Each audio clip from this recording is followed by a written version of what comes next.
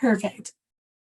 So while we're getting started, if everyone could please go into the chat and introduce themselves, and please let us know your name and where you're joining us from. Let me also tell you a little bit about how we'll spend our time together today. Today's webinar is for Region 8 tribes to learn about 477 agreements, such as what is a 477 agreement? How do they consolidate employment programs? Why do some tribes like them? And what are the nuts and bolts of entering into or amending an existing agreement? We're going to hear from the Bureau of Indian Affairs all about 477 agreements and how they work. Also, throughout the discussion, we're going to hear from Northern Arapahoe's 477 co-interim director and the Employment and Training Administrator about what works for them and the advice that they have. But first, I want to bring on co-chairman Lee Spoonhunter, who's an enrolled member of the Northern Arapahoe Tribe in Wyoming. He's a member of ACF's Tribal Advisory Council and the Secretary's Tribal Advisory Council. Prior to his current position, he served on the Northern Arapahoe Business Council. His primary work experience is with TANF and child support for the Northern Arapahoe, where he was an economic assistance specialist and director of the TANF program, director of the Native Employment Works Division, director of the Tribal Child Support Program, and higher education director for Northern Arapahoe Sky People. He has also worked as a consultant for various tribes regarding the tribal TANF and tribal child support.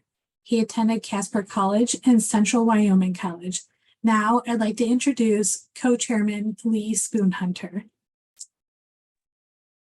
Thank you, Julie, for that introduction today. For those of you who don't know me, again, my name is Lee Spoonhunter. I am currently the co-chairman of the Northern Arapahoe Tribe, and I'm also the vice chairman of the Administration for Children and Families Tribal Advisory Committee and representative for Region 8 to ACF at the federal level. I wanted this workshop because tribes in Region 8 are not like other tribes. Many of the tribes in our area are rural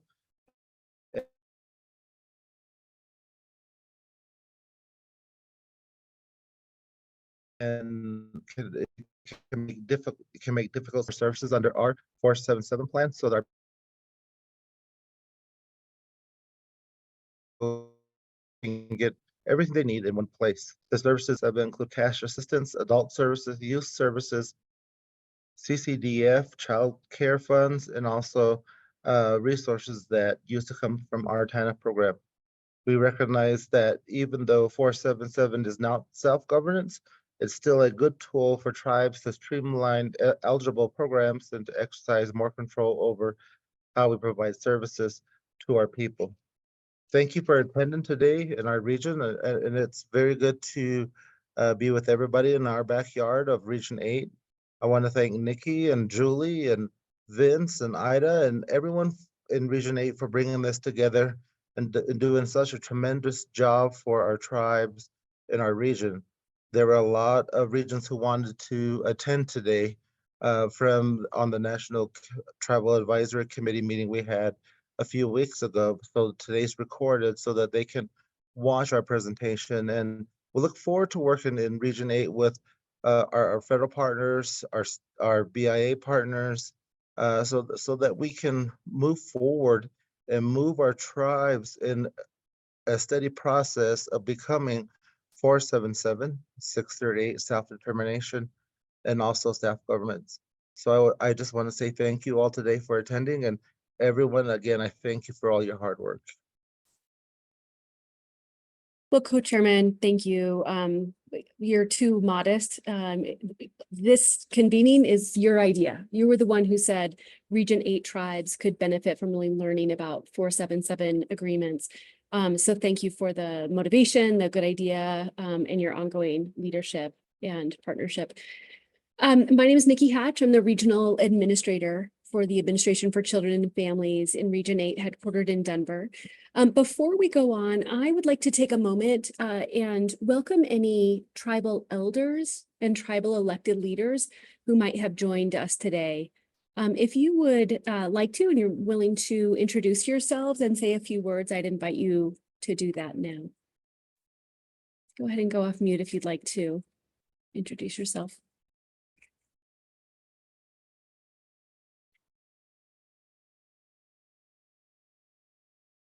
All right. In any case, grateful for the attendance of leaders and elders from Region 8 tribes. I am absolutely thrilled to bring together this convening that is for the tribes in Region 8, really to have the opportunity to learn about 477 agreements from both BIA and peers in Northern Arapaho. The Biden-Harris administration is committed to 477 agreements as an important part of key administration policies, including respecting tribal sovereignty and self-determination, reducing joblessness in Indian country, streamlining service delivery, really improving federal customer service in all we do. 477 agreements are an essential part of helping Native families and communities thrive by strengthening economic stability, mobility for all families in Indian country. It's also, we think, a strategy to better enable tribal nations to build up the economic resilience of communities through employment and training services based on tribal goals, tribal initiatives. Leaders and program staff in tribes know best what efforts are most supportive of the individuals and families they serve. And that's really what 477 agreements are all about. As part of an overall approach, the Administration for Children and Families is extremely eager to support 477 programs. Just this year, we've integrated 3 additional programs: the Low Income Heating and Energy Assistance Program, or LIHEAP, Child Welfare Services, as well as Family Violence Prevention Services, into the Memorandum of Agreement, which Ida from BIA is about to describe to you. As we were doing introductions in the chat, you may have noticed that there are quite a few ACF staff. They're going to be in listen-only mode for the part of this time together that is recorded. So about an hour of our time together will be recorded because, as the co-chairman said, others are interested in learning what is shared. At about the 1 hour mark, we're going to ask the ACF folks to jump off of the webinar, and we'll stop recording at that point. And the reason we're doing that is this conversation is really for you. It's for leaders and program staff in Region 8 tribes. We want to create a space where you can ask each other questions and not worry about who might be listening in or having to kind of look good or have it all figured out. So we know that the best learning happens when it's unscripted, when it's free, when it's peer-to-peer, and that's what we're going to create today. We're going to ask that you hang on to any questions that you can until that part of the webinar. If you can't, if you just have a burning question that you need to know the answer right now because otherwise you're not going to be able to continue to listen, go ahead and go off mute or raise your hand or put it in the chat, and we'll interrupt the presentation if that's important. Otherwise, know that there is going to be Q&A time at the end, and we're going to really protect that time so you all can get questions answered. I have the horrible job of butting in to Ida Doyle, who is the real expert in this conversation. She has so much wisdom and expertise to share, and it's my terrible job to have to keep us on time, Ida. So I ask your grace and forgiveness if I jump in to do reminders on time. Before we get to Ida, I'm going to hand it over to Anthony from the Bureau of Indian Affairs, with thanks, Anthony, to you for your partnership. And I'll invite you to offer some opening remarks. Thank you, Nikki. To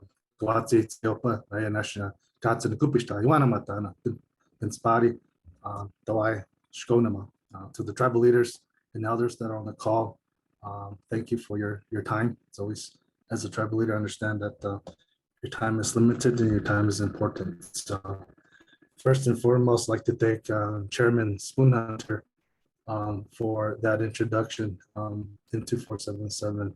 Northern Arapaho tribe is one of our tribes that have, I would say, is the epitome of 477. They're taking programs and consolidate it. They are constantly looking at improving services for tribal members in their service area. They do very well.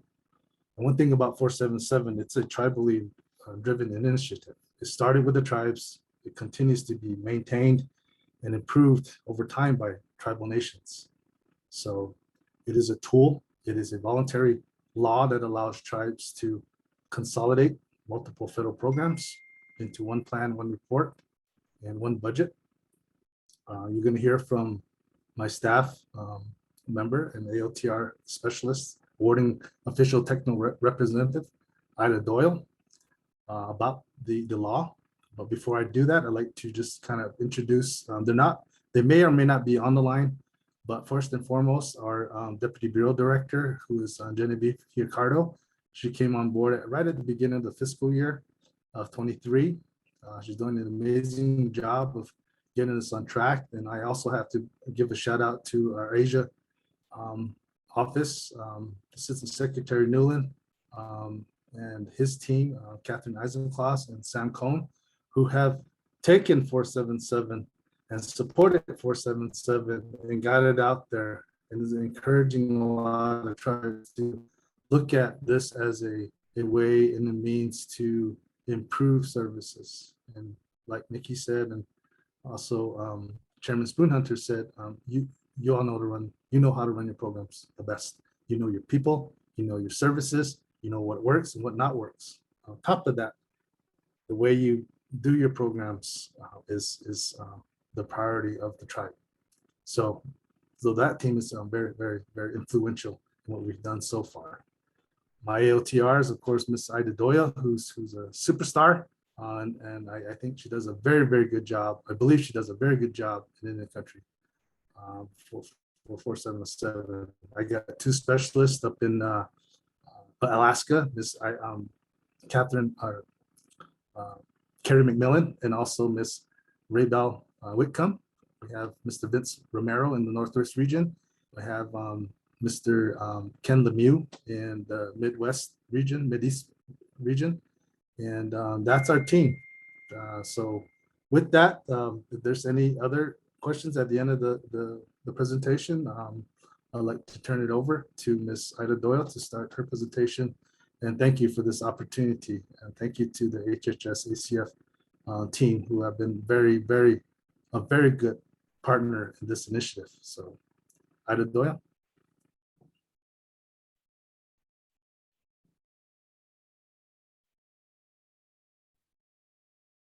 Hawaii, Dalhay McShay. Hello, how are you? And thank you for letting me attend today and hopefully give you some information that will help y'all make decisions on how you all want to run grant programs going forward. I appreciate all the kind words that have been said, and I appreciate Lee Spoonhunter in putting this together. Chairman Spoonhunter, it's much appreciated, and I appreciate ACF and HHS for putting this together as well. So thank you, and if it's all right with Nikki and Julia, we'll just get started. Can you all see my screen? We sure can. Okay. And Julie, you can stop me, keep me on time, all that. I'm good with it. And You got it. and Brenda and Hetty, jump in on anything that you guys want to jump in on, as well as Anthony. This is going to be a group effort. So appreciate everybody and what they can bring to the table here. So my slideshow is not sliding. Let me see what's going on with my slideshow here. Why is it not sliding? There we go. So Public Law 102-477 as amended. The law has been amended 3 times, and when it first came out, it came out as a demonstration project in 1992. There was 4 departments that signed the MOA. 3 were more active than the 4th. And then in December of 27th of 2000, they amended the law again. They added a section in there for economic development and job creation. It allows the tribes to use up to 25% of 477 funds for economic development and job creation activities in their area. that was a big benefit to the tribes. And then we'll go on as we talk a little bit about it, we'll add, but this is just the kind of the law. And then in December of 18, or December 18 of 2017, they passed it into a from a demonstration act to a law, and they put a little more teeth into the law. And that was under Public Law 11593. Most tribes are really familiar with the term 102477, and so we just say, 102477 as amended. But 11593 is the law that moved it from demonstration to actual law, and then put it in, put some teeth into it. And as we go through this, I'll kind of tell you what it does. The purpose of the law is to facilitate the ability of tribes and tribal governments to integrate the employment, training, and related services. And that's such a key point of the law, the related services, and how things connect in tribal communities. There's nothing that is really isolated in a tribal community when you think about client services. So that component of the law, the related services, is a big section of the law that gives the tribes the ability to look at services holistically instead of linearly. So that's a huge section, and we'll talk a little bit about it as we go through this presentation. All 12 departments are actively involved right now. We have 7 currently under the 78 grants and contracts that would make up 477. And I'll give you the statistics.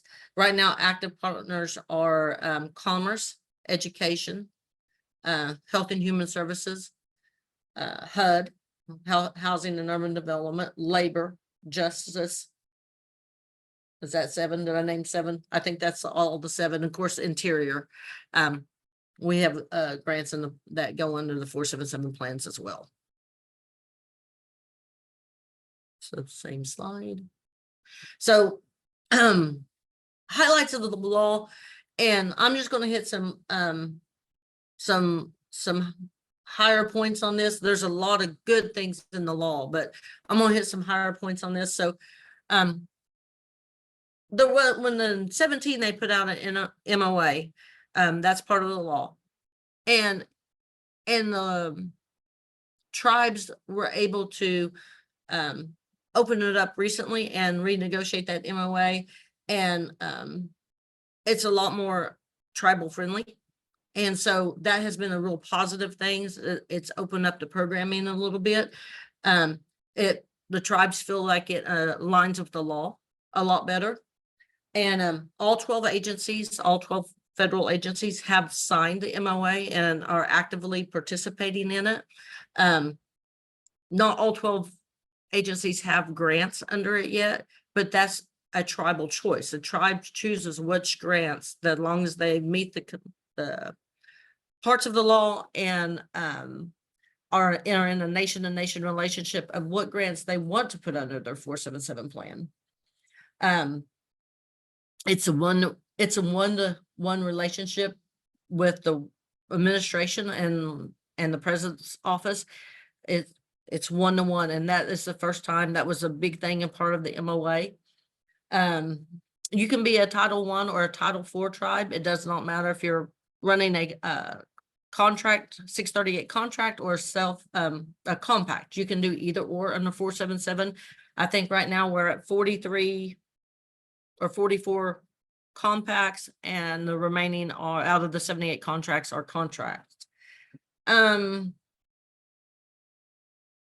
Notwithstanding any other provision of the law, this is a big one, that the funds, once they're appropriated, must move within 30 days. That means the funds are getting to you all faster. We have to get those funds out to you faster from appropriation. The only 100% of the funds are funded up front, pending there's no CR. If the federal government was to pass the whole budget, then 100% of those funds for those grants are funded within 30 days. If there's a CR, you get 100% of whatever the CR is. Under the law, you're able to ask for statutory, regulatory, and program instruction waivers.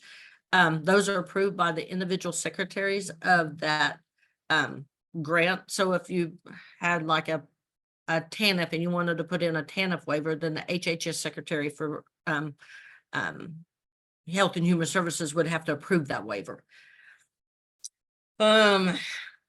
We have 90 days to get a plan approved. From the time you all submit it and it's deemed complete, we have 90 days to get that plan approved. And if it's not approved within 90 days, it's deemed approved by operational law. So we have strict guidelines on getting you answers to your plans and getting approvals completed. Big one, there's no more requirements to maintain separate record keeping or tracking or audit by CFDA numbers. It's ran as a cluster program and you're audited according to the audit guidance as a cluster program. There's audit guidance for 477 individually. And then a huge one for the tribes, this is a big win on the tribe side, is that there's no liquidation and obligation dates. All those go away under 477. The funds are there until you expend it. So like childcare, there's certain DOL has certain grants that have liquidation obligation dates. All that goes away. The funds are there until you expend it. So delegation of authority. The U.S. Department of Interior is delegated from the secretary to assistant secretary and to the deputy bureau director, which is Miss Genevieve Giacardo.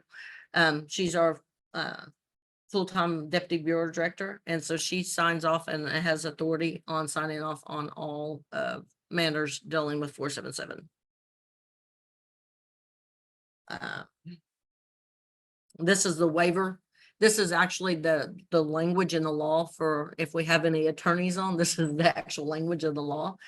This is huge. This allows tribes to really, if there's something that is creating a barrier for them in performing that grant, they can request a waiver to that says, hey, how this is structured is not working for us, but this is how we could work it and it would work better for us, and go after that waiver approval. And if they do get approved by the head of the secretary of each agency, then that is incorporated into their 477 plan. Transfer of funds.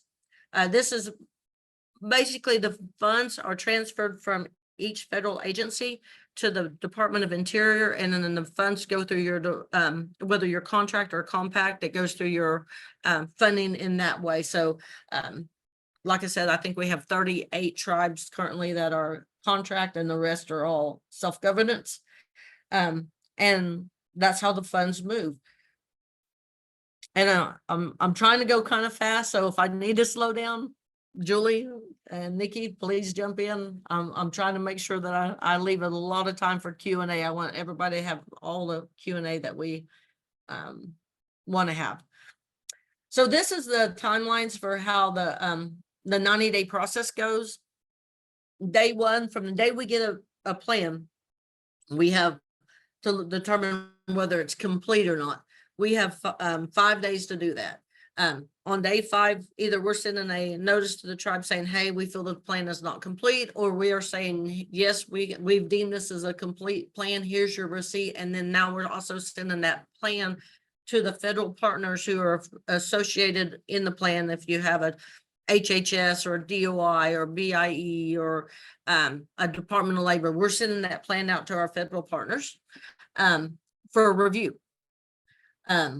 They have 45 days to get their comments and concerns to us. We usually get that back for the most part in a very timely manner. Depending on what grants, some grants have a lot of components in it, like a child care or maybe a TANF. And so those reviews sometimes takes the full 45, but there's sort of some that it's turned around in a week for comments and questions. Day 75, I'm putting a draft decision letter to work our way up through our solicitor's office to get in front of our deputy bureau director. It'll go through Anthony, solicitors, deputy bureau director for signature. Based on, did your plan meet the needed information to provide a good structural scope of work that you could do in a comprehensive one-stop shop manner.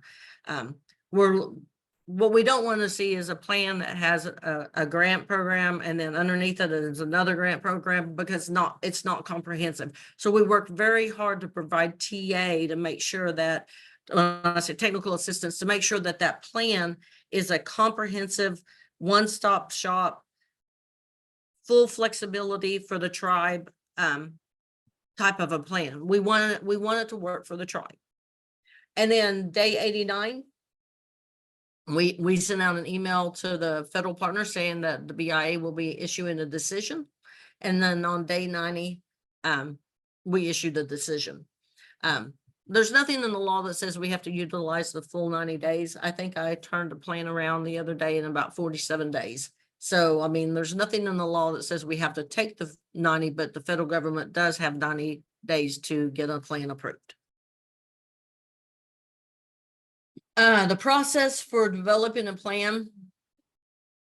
First thing that has to happen is the tribes have to be awarded a grant, and it has to be a nation-to-nation grant. It can't be a sub-grant or a state-to-nation grant.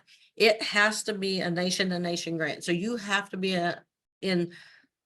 awarded that grant. So then when you guys are now learning about 477, and you can request technical assistance from our team. And Anthony, like Anthony said, there's 4 or 5 of us that provide technical assistance. We are free. We do not charge to provide technical assistance, so that's a plus. You have to have 2 or more grants to start a 477. So you cannot just come in and say, oh, I have TANF, I want to run a 477. It has to be TANF and new, TANF and WIOA, TANF and childcare, TANF and JOM. It can be any 2 grants that you guys want to put together. Now, some tribes, I will say, start with 2 or 3 and they start small. And then I have tribes that are starting with 15 and 16 grants now. So it's truly a tribal choice on how you all want to put a plan together and what that looks like for you guys. And again, I've already talked about being a direct recipient of the grant. When we get to the actual developing of a plan, we really work with the tribes to talk about how do we want it to align that it makes sense to the tribe. Meaning that, does your tribe run on a fiscal year, or does it run on a calendar year, or does it run on a school year? And then trying to align your plan, your 477 plan, that it matches the cycles at the tribe.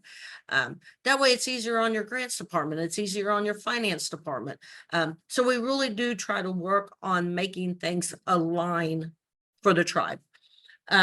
We could provide technical assistance throughout the plan writing process. We provide onboarding technical assistance. We can come out upon request anytime to provide technical assistance that you all request it. So if you go 477, it's not you're now you got a plan and you don't hear from us. I mean, we'll come out and do onboarding for you. We'll help with your finance team. We'll help with your grants department. We'll help with your program staff. We will do a complete onboarding process if that's what the tribe really wants us to do.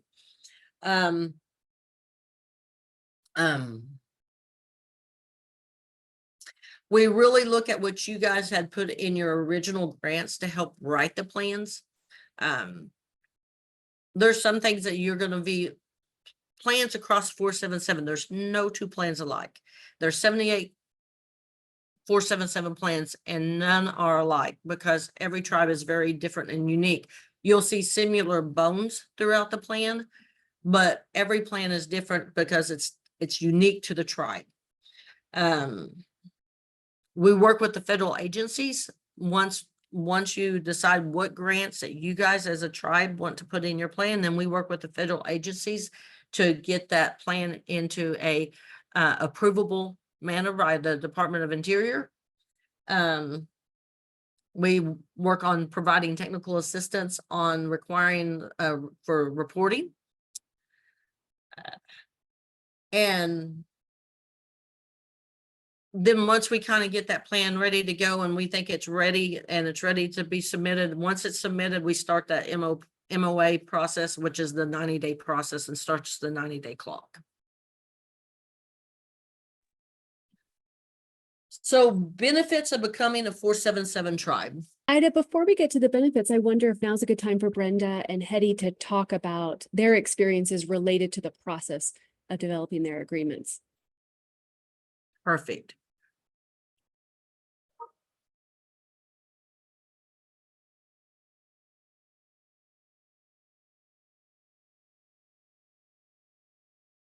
Brenda, Hetty, you're gonna have to come off of mute. Hello, my name is Brenda Hubbard. Hi, my name is Hetty Brown. I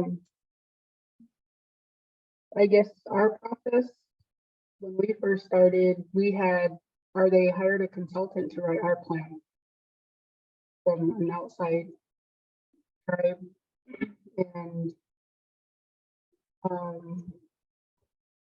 it wasn't really written to serve our people. So we had to make a lot of changes. So it's important that you're actively participate in your 477 plan when you're writing it. I mean, when we started, we have TANF, NU, GA, CCDF, JOM, and WIOA included in it. And in the beginning, all of the different plans that every service had, that's how they put together the plan. And throughout that time till now, I mean, we had to revise it, but the process, we had a lot of assistance with from Ida on developing the plan and the process. It's just.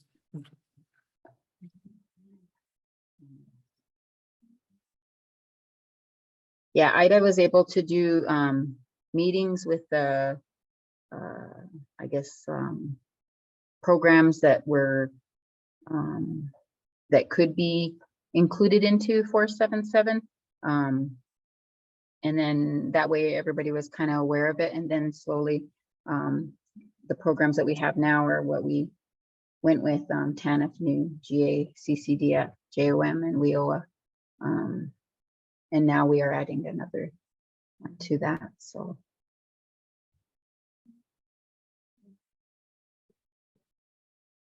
Thank you, Hetty and Brenda. And I will say, and I'm kind of, if they want to chime in on it, they can. But when they Northern Arapaho first wrote their plan, we amended it within the first couple of months of them writing the plan. And that's the beauty of 477, because you know, if it's not working, we can amend it. If we want to add something, we can amend it. If we want to remove something, we can amend it. There's no limit on the times that you can amend or change your plans. It's your plan. So that's some of the beauty of that. And we got their plan into a really good place. It gives a lot of flexibility. At Northern Arapaho, there is some real structure as far as they have some clear guidance, but there is a lot of flexibility within that plan as well. So they did a really good job. Hetty and Brenda and Camille is also part of that team. They have done a really good job of putting a good functioning working 477 plan to provide services and a wide variety of services at 477 for their 477 program. So benefits of becoming a 477, and Hetty and Brenda, jump in anytime on this stuff as well. You really get to design your programs long as you're within the regulations of what meets the tribal needs, and that's truly tribal sovereignty. It's a single plan, a single budget, a single report. When you start running multiple years of funding and running multiple grants, you've got sometimes You know, I've taken tribes in the 477 that they were doing 40 to 60 to 70 reports, and under 477 it went down to 1. So that is a true benefit, having that single plan, a single budget, a single report. Lowers the administrative cost because you don't have as much administrative time working on administrative duties where they can provide more direct services. So you're lowering your overhead cost overall. Less reports for financial staff, supports tribal sovereignty. That it's a one-stop shop. So you simplify the intake process, so you're getting better clients services. So Hetty and Brenda, do you want to talk about, how you guys have improved your client services? I think to me, that's one of the main benefits, is improving in your client services. Do you want to add anything on that one? Yes, I think the application process in that too, we've, going from all of the different type of applications for every service and then combining it to just one application, and able to route our services through all of that. There, we have a checklist on there what they're needing.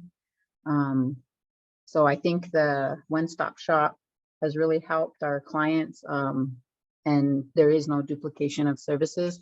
So we're able to monitor that as well. Good job. Eliminate silos in providing similar services. A lot of grants have the same qualifiers, components, and activities. And so by putting them in the same plan or the same combined process, you don't, it eliminates that duplication, but it also,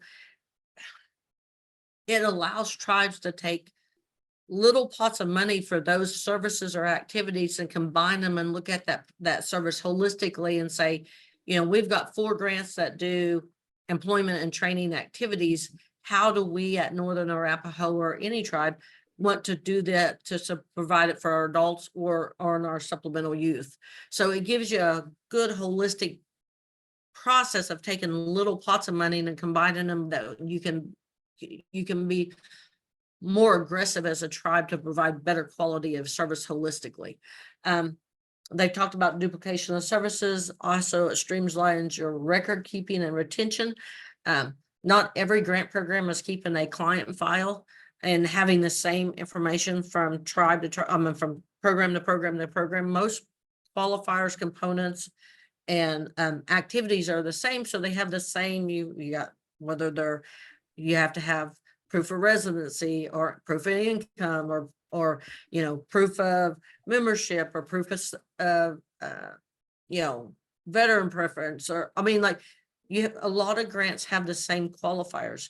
So instead of having 4, 5, 6, 7, 8 different departments that have the same information, it's now into a single place, a single client file.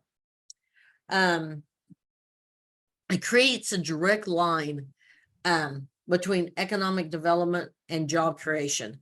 So it's really, really important, because in most tribes, you guys are in a very remote location.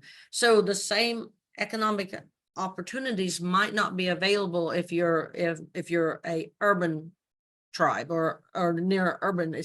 So being able to create economic development and job creation that supports people going to work and become self-sufficient is so important in that. All funds are transferred from the DOI to federal partners plan. So there's no more 3-day drawdowns. You're working out of one system as in your finance office, so that you're not working out of multiple systems. Reduces individual agency reports. And then we're the single point of contact. As the BIA, we're the cognizant agency. So if you have an issue or concern, you contact us. And so we're a single point of contact. Sometimes this is this is an example of what a 477 budget kind of is in an overview. Some of your grants are large. You sometimes have a lot of carryover in those grants. Sometimes grants are large and you have carryover and then there's liquidation obligation dates. Sometimes your grants are really, really small, but that grant that's really, really small might be a very much of a tribal priority, culture, language, and those type of activities. So under 477, all funds lose their identity and you have an approved scope of work, which is your 477 plan. So it allows tribes to put emphasis on priorities while still spending the funding according to the services and the activities that are allowed under those grants that are combined into your 477 plan. But it does allow tribes to have that flexibility to put emphasis, or if their need has increased in a certain area, because as the need comes in, you're spending to meet your need, and that need may wane or it may change, and so as long as it's within your scope of plan, this need might arise, and so now you get to spend toward that need because the funds lose their identity and you're no longer spending according to the CFDA numbers. So this is kind of like a 477 budget is, I kind of call it like a family budget. You've got multiple services, and if you want to call your services your children, right? We want them all to flourish. We want all our services to flourish. We want all of our activities to flourish. But sometimes this is a priority based on this situation and it's within that 477 scope of work or that plan. So we get to emphasize that priority at that time. The funds stay in that plan until they're exhausted. Again, there's no liquidation obligation dates.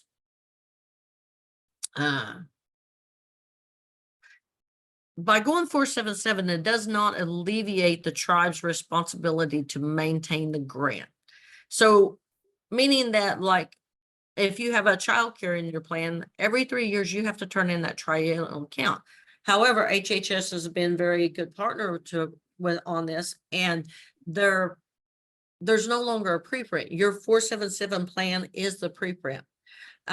So it alleviated some of that administrative burden of putting that preprint together. Now your plan is your preprint, but you still have to turn in your triennial account.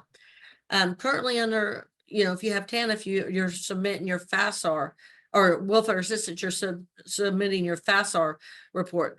One of the reasons that you're doing that right now is because it helps determine funding level. Same thing with your FTANF report. Annually, you have to turn in your JOM student count report, and all those determine funding right now. I know there's a lot of things been visited about that, and so I won't go into that part of it. If Anthony wants to discuss that later at the end, I'll let him take that one on. But right now, currently how it's going, those are activities to help maintain eligibility of the grant. For competitive grants, you have to reapply. Just because if you were operating at AVERS and you put it under your 477, which tribes have done that, very much allowable, but in 2027 that grant comes due to compete for it. You have to write the grant and compete for it, be awarded the grant again, and then once you get awarded, then we can put it right back in under your 477 and we're moving forward with minimal effort because it's already probably in your plan. But just because you put a grant under 477 does not alleviate the tribe's responsibility to maintain eligibility for that grant. Paradigm shift. How you look at program and services is going to have to change because you are doing it. Traditionally, if you're not a 477, you've done it in silos and everybody stays in their same lane, and and nobody really, they say we work together, but in honest, we don't. And so by going 477, I mean, you're combining staff, you're combining services, and you're looking at it from a paradigm shift of if you could design a perfect program at Northern Arapahoe or any tribe in the Region 8 area, how would I design that to provide better services?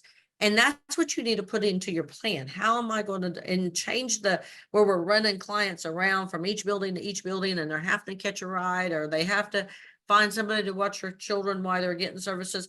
If they could do a one-stop shop and they could get all the services they need, whether it be for an individual or a family, what would that look like at your tribe? How would that be? And that's what you got to get across in your plan. You got to take and help the federal partners understand why these grants work together and how they meet the purpose of the law and how they fit together at whatever tribal or whatever tribal reservation you're on, or where you're operating that center from. I look at services as this front end or back end. When a client comes in, it doesn't matter where the money comes from for them. They just need help. They just need a service. They need something to get them on track. They don't care if it's a TANF dollar or a state dollar or a federal dollar or a tribal dollar. That's back end services. How something gets coded appropriately to a funding source, that's your back end. That's where your good case management, good compliance is in place. Front end is when they come in, how do we make them feel? Is it a single application, or is it overwhelming? It's at 50 pages and they're overwhelmed. It's a comprehensive approach. Hey, you come in and you need, you say you need a job, but you need a job, but you've got 2 kids. So where are your kids going to go while you're working? They're in school. So let me help them with school supplies here. You're going to need a supportive service because you don't have work boots and you want to go in a job that requires steel toe boots. You're looking at that family or that client holistically based on what grants that you have under your 477 and providing services to meet that need of that family or that client individually or family, to get them to self-sufficiency, where they're at, where they want to go, and how are we going to get them there to be self-sufficient. Self-sufficiency does not always mean a job. Some people are medically not capable of working. Some people are elders and they just need help with their Social Security. Some people have disabilities. They might need help with Social Security disability. Some people might be taking care of their grandparents or taking care of somebody that's, that is their job. So every situation is different, but self-sufficiency does not always mean I'm working an 8 to 5 job. Ida, is this a good time for Brenda and Hetty to jump into and talk about some of the ways that the one-stop approach has been useful in Northern Arapahoe? Any lessons learned, culture change across programs, and so on? I would love for them to jump in. Okay. For us.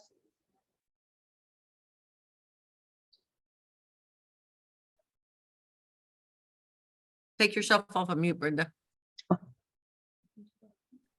It's on. Can you hear me? Brenda, we can hear you. We couldn't hear Hetty a moment Oh, ago. okay.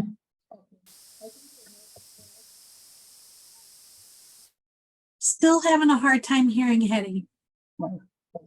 Can you hear me? Yes, perfect. Okay. I think the one-stop, idea works for us because in our tribal members, we have 2 locations, one here in Riverton. And then we have our satellite office in Eat the Tea.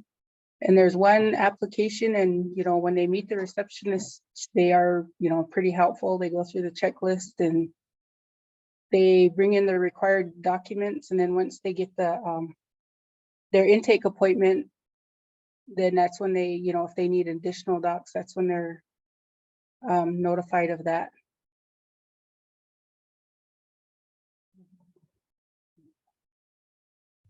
Hetty, you or Brenda want to talk about maybe like, when a client comes in, how you, being based on your services and activities and your plan, because you have a pretty comprehensive plan of how, for someone that's never been to a 477 program, if your application, what does that look like?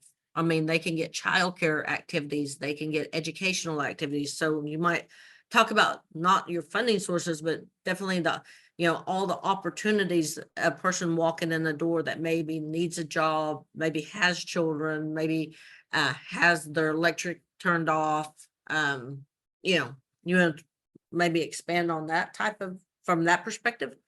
Yeah, if we have a client a family that comes in and, fills out the application and wants to look into receiving services through 477, we go through the application process, and there is a checklist on our application that kind of goes through not the direct services like TANF, GA, or anything like that. It's asking, are you in need of childcare? Are you in need of work clothing? Are you in need of support services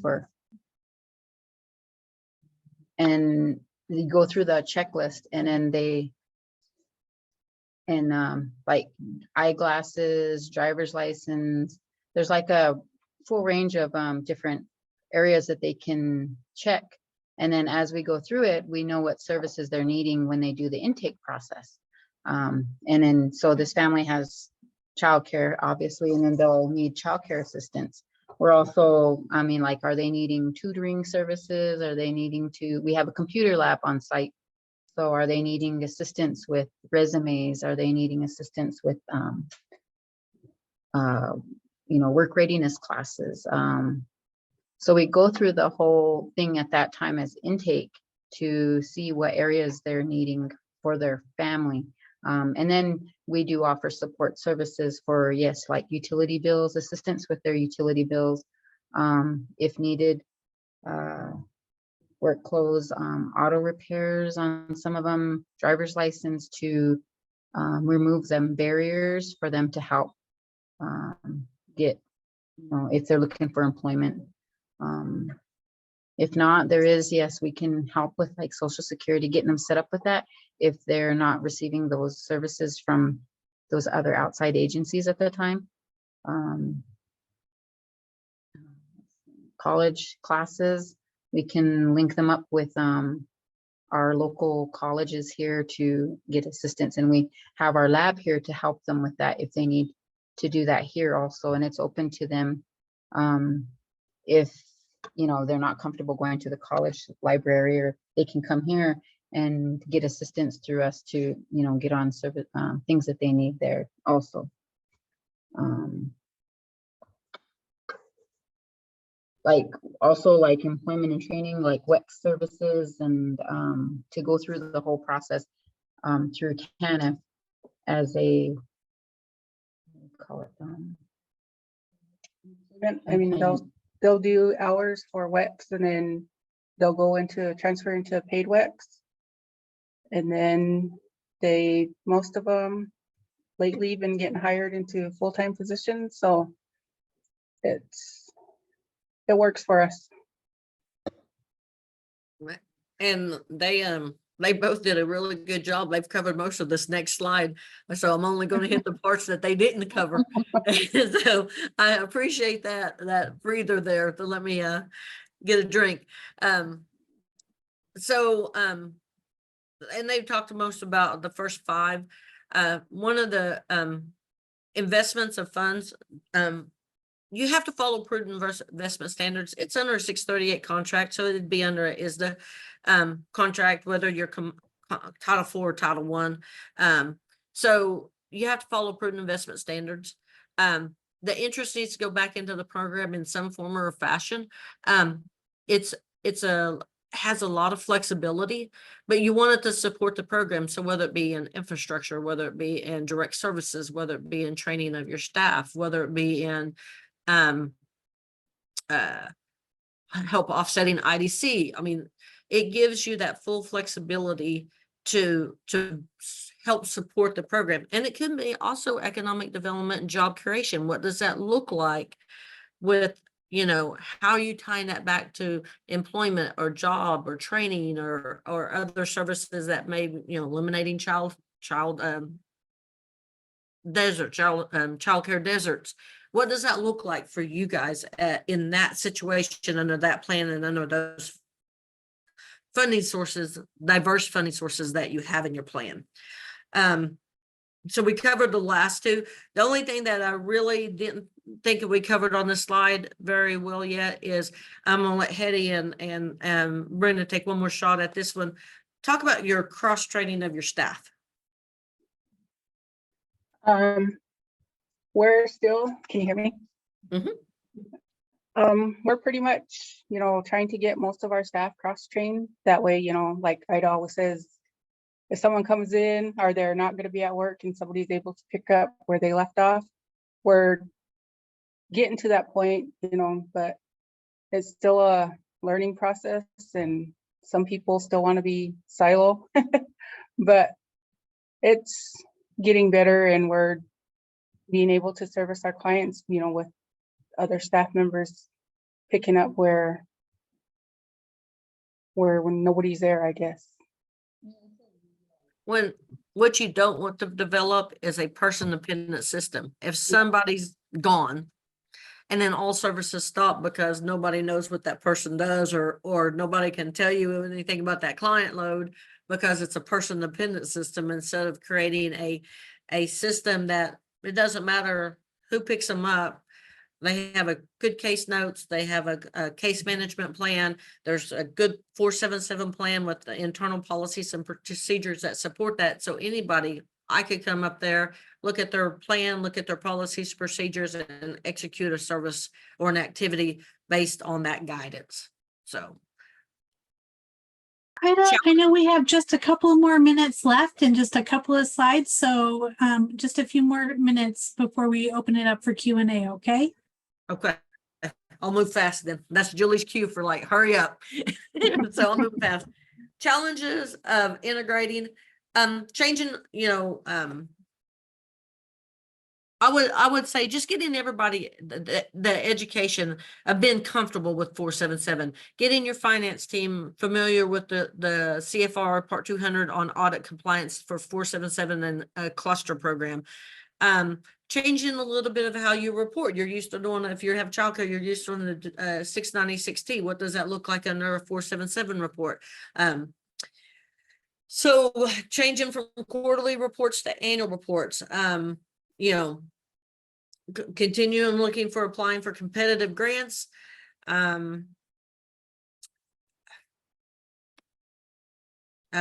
Basically, I mean, like changing your practice a little bit. You're not, on your policies and procedures, you want to have a broad overview in policies and procedures, and that shows that you're utilizing federal dollars fair and equitable. So that would, I mean, but that's all technical assistance that we provide as Department of Interior to help you get to provide those and make sure that you have the good foundation to run your 477. You're going to have to decide what grants you want to integrate. If you're brand new, or if you're a tribe that already has a 477, then is there other grants that you're missing the opportunity on that would help produce better client services if they went in the 477? There's also, because sometimes tribes have limited space, there's logistics of integrating certain grants and programs under 477. Does it logistically make sense for you guys to put all of these into a one-stop shop? Could you house it as a one-stop shop? What does that look like for you logistically? Also, the things that you want to look at is like, is there grants that you're losing funds on? Are you sending funds back to the federal, coffers? If you are, why? Under 477, does it make sense, barring everything else, to help alleviate that administrative burden, or give the opportunity for a tribe to maybe utilize those funds in a better way? What 477 doesn't want to be is a non-performance. We expect our 477 grantees to perform, to if this is what they do, say they're going to do in their scope of work, we expect them to do that and meet those responsibilities. Administrative costs, enhancement of services, and then there's always, there's always territorialness, and I'm a former director, so I mean, I'm not been critical of anybody because I can understand that it was, we associate our job duties by titles. And so for someone to say, oh, we're going to put you all in together, then you have a little bit of internal territorialness of, well, I don't want to, that's my department or that's my money. And it's not, it's the tribe's money to provide services that they say that they're going to do in a set of regulations with the federal government to their clients or their tribal members. So getting the territorialness removed is sometimes a challenge for tribes. This is just a quick overview of collaboration. I'm not going to spend a lot of time on that, but we work with our federal partners and we have a good relationship with our federal partners. We have good relationships with tribes. We try to bring everybody together and have a collaborative approach to things. We actually have a NINATEC that's coming up here in May. I encourage anybody that has not attended NINATEC to attend the NINATEC. Our federal partners are going to be there from all 12 agencies. Department of Interior, Asia office is also going to be there. The federal partners are going to do a readout on Tuesday. So I encourage anybody that has a chance to attend a NINATEC conference. And it's a really good opportunity to get some great peer-to-peer tutoring. Just quick stats. This is as of 23, the end of 23, FY23. We had 574 federally recognized tribes. Out of that, 51.9% participate in the 477, which is 298 tribes. We moved $383 million last year under 477. We had 78 contracts, 35 are 638 contracts, 43 are OSG compacts, and we combined 544 individual federal program consolidated lines. I mean, so that's how many lines we're moving through 477. And now we're down to Q&A, and I'm going to figure out how to stop sharing again. Ida, that was fantastic. Well done. Well done. That was an incredible amount of information to get condensed into a short time. It was excellent. And Brenda, Hetty, thank you so much for kind of reality checking. I'm going to invite my ACF colleagues at this time to jump off so that we can have a Region 8 tribal conversation. And Julie, if you want to go ahead and turn off the recording, we'll do that. Give us just a